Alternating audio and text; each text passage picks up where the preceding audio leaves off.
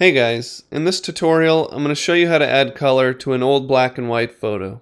There's a few ways to do this, but I'm going to be using solid color fill layers with layer masks and different blend modes. That way everything that we do will be non-destructive so you can come back and change it later. You can download the project files for this tutorial to see how everything was put together and have a photo to work from if you don't have one of your own. Let's get started. So the first thing that we're going to do is add color to our sky. So using the quick selection tool, I'm just going to start drawing in the sky here, and it's going to select everything that's a similar color.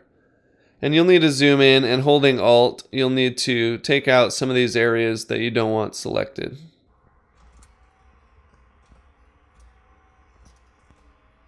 Next, I want to smooth my edge a bit, so I'm going to click the Refine Edge button, and I'm going to turn on Smart Radius and increase the radius to about 5 pixels or so. And then turn my smooth slider up to about 3 and hit OK. Now that my selection is made, I'm going to come down to my layers palette and click the new solid color layer, and we're going to choose a nice blue color since it's going to be blue for the sky. And you'll see that it used our selection to create a new layer mask on our solid color layer. Now I'm going to set the blend mode to overlay, and then I can double click my layer and adjust the color until I get what I want, and hit OK. Since this uses layer masks, you can always come in and clean this up a little bit. So I'm going to click my layer mask, and using a black brush, I'm going to paint down here a little bit just to soften the edge between the sky and the ground. That looks pretty good. Now we're going to repeat this process and do the same thing with the ground. So I'm going to use my quick selection tool just to select the ground here, and zoom in and clean up any little edges that I don't want selected. Then I'm going to click Refine Edge again and turn on the Smart Radius and increase that a bit. And then I'm going to smooth my edge just a tiny bit and hit OK. Again, I'm going to come create a new solid color fill layer, and I'm going to make it kind of a greenish brown and hit OK.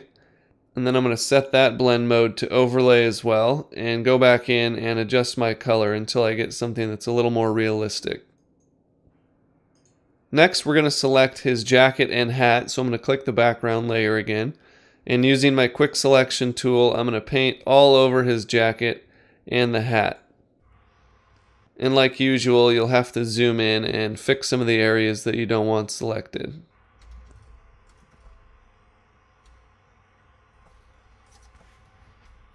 And again, I'm going to click Refine Edge and turn on Smart Radius, increase that a bit, and then smooth it out just a little and hit OK. Again, I'm going to create a new solid color layer, and this time choose a kind of yellowish orange brown and hit OK. And this time I'm going to set the blend mode to color and go back in and adjust my color. You'll have to experiment with which blend mode works best for each color, but usually overlay or color works the best. Now we're going to select the skin, so I'm going to click my background layer again and zoom in a bit. And using my quick selection tool, I'm going to paint all over his face and neck and remove any areas of the selection that I don't want selected.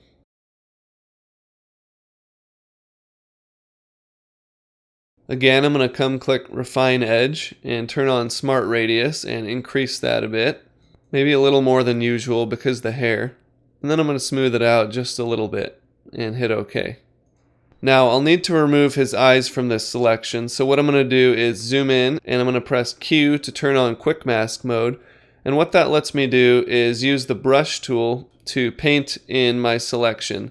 So since I want to remove his eyes, I'm going to use black in Quick Mask mode, and I'm just going to paint on his eyes to remove them from my selection.